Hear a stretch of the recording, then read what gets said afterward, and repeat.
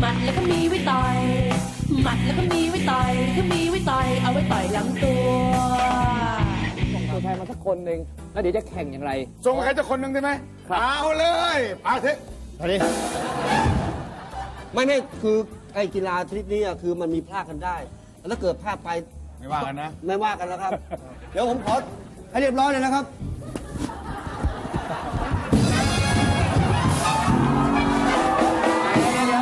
เดี๋ยวช่วยเคลียร์หน่อยฮะนี่ตัวอะไรครับนี่เอาก่อนเลยนะมันไม่ได้อะไรเนี่ยอะไรมันใส่ผิดบ้าอะไรหรอผิดอะไรหนอก็ใส่ผิดนี่ตรงนี้ใช่ที่ไหนล่ะไปบอกทำไมไปบอกเขาดีกว่าใส่งั้นผิดเหรอใส่เพื่ออะไรเนี่ยฮะการเขาต่อยหน้านี่ขอโทษเนี่ยเต็มแล้วเนี่ยอันนี้เขากันมาเนี่ยให้มองเนี่ยต่อยแล้วไม่โดนหน้าปัญญาอ่อนเนอะถึงว่าพ่อมันนึกถึงสำล้อตลอดชีวิตเลยไอ้เรื่องโง่ต่างนะ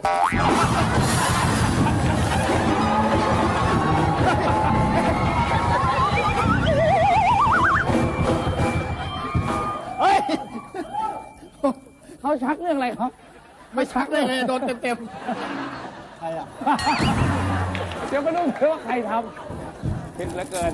ไอตัวยังไม่ขึ้นเวทีนี่ฟิตมากไม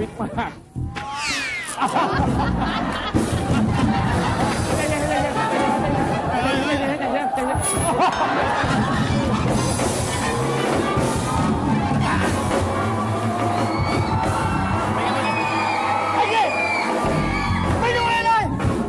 เล่นมึงยั่วเนี่ย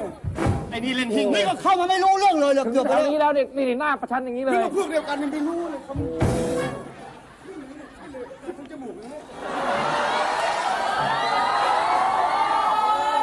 นี่ยังไม่ได้แข่งเลยนะเนี่ยไม่ต้องสาธิตแล้วแข่งเลยดีกว่าดังใจจริงๆเลย เอ้าแข่งเลยนะฮะมีอยู่2 ยกทำนู้นได้3 ค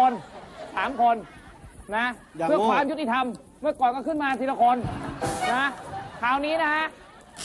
แฟร์ลูกผู้ชายลุมไปเลย คุณจะขึ้นบนซ้ายขวานี่ได้หมดหล่นได้คนละกี่ครั้งครับ2 ครั้งครับ2 ครั้งด้วยนะแล้วได้2 ยกด้วยเดี๋ยวจะไม่หล่นเลยเดี๋ยวหล่นครั้งเดียวหรือว่าไม่มีการหล่นเลยนะฮะในยกใดยกหนึ่งก็ถือว่าชนะไปเลยนะฮะสรุปนะ2 ยก3 คนมาหน้าหลังได้หมดเลยหล่นได้คนละ2 ครั้งนะครับ2 ยกได้หรือไม่ได้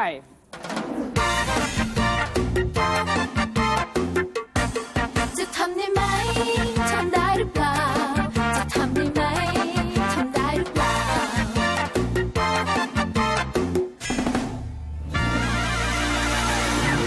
เอาละ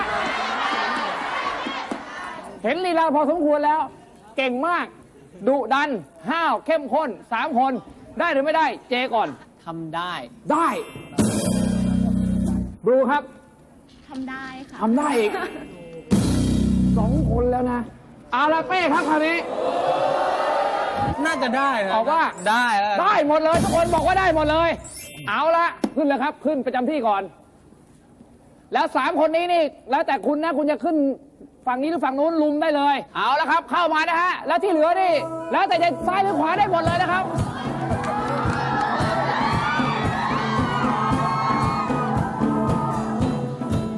ห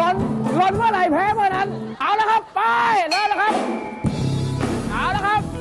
ซ้ายขวาระวังนะครับเอาละครับลงนะครับเอาละครับลงแล้วเอาแล้ว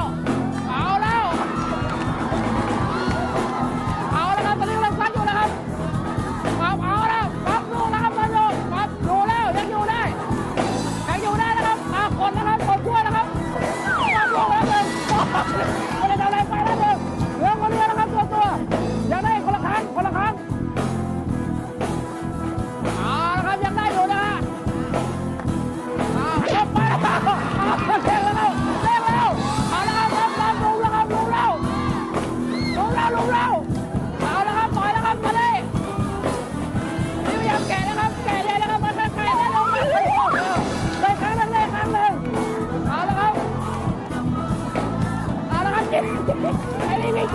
เย้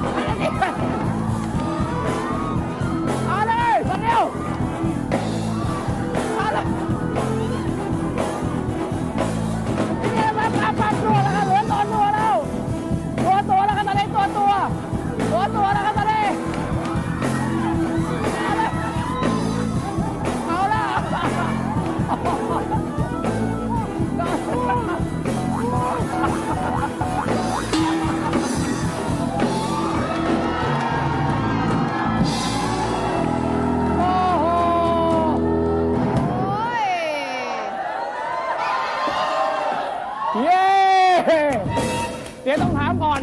ตั้งแต่เป็นทหารเรือมานี่เคยเจอสภาพอะไรอย่างนี้ไหมเนาะ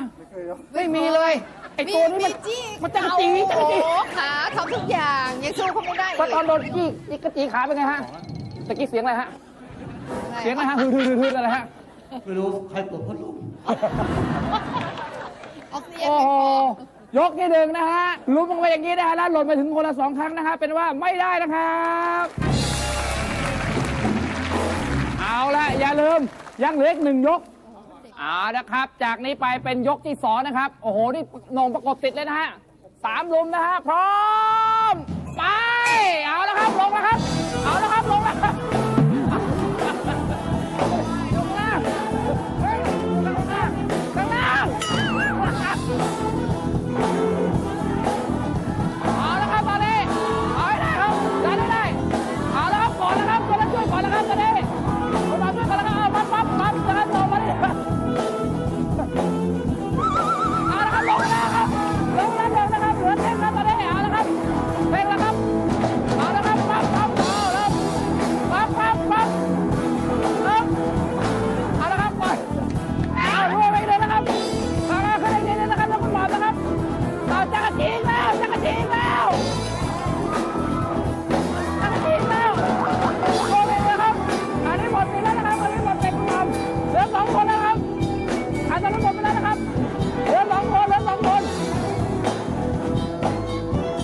ผมเปลี่ยนข้างก็ได้นะครับเปลี่ยนข้างก็ได้นะครับเอาปั๊บร่วงแล้วครับแตะพื้นมาแล้วมาแล้วครับเอาละครับเดี๋ยวคุณเดินนะครับอีกครั้งหนึ่งเอาละครับร่วงนะครับปั๊บลงไม่ลงผมปั๊บขึ้นมาแล้วไปหนึ่งครั้งแล้วครับเอาละครับพันแล้วเอาละครับมาแล้วครับมาแล้วนะครับเอาละครับมาแล้วตัวตาแล้วปั๊บทุ่มแล้วครับเอาละครับตัวตาแล้วเอาอยู่เอาละครับไปไหนครับเอาให้ได้ครับกันนะครับตอนนี้เอาละครับเหลือคนเดียวนะครับตอนนี้เหลือคนเดียวเหนื่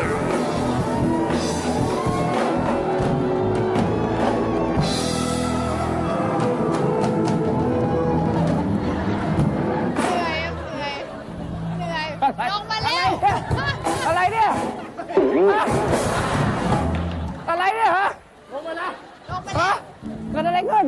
ฟังคุณเท่งก็พูดอ้าวมีอะไรพูดมาบอกมาให้หมดเลยพูดมาเลย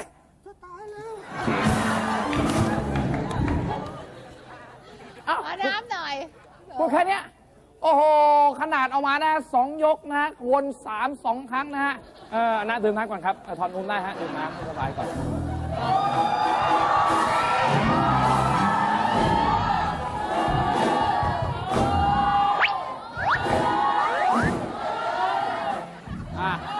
ดีขึ้นยัง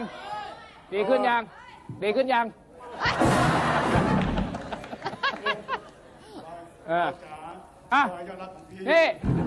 ็เปลี่ยนชุดดิเดี๋ยวจะมีทำงานอย่างอื่นอีกโอ้โหถอยเอาน้ำไปส่งเขาน้ำไปส่งจะส่งเขาทำไมล่ะโอ้ นาดนี้ลุมขนาดนี้นะก็ทำไม่ได้นะครับยังไงขอบพระคุณไปด้วยครับ ขอบคุณพลทหารชินเสาสิริและขอบคุณกองทัพเรือ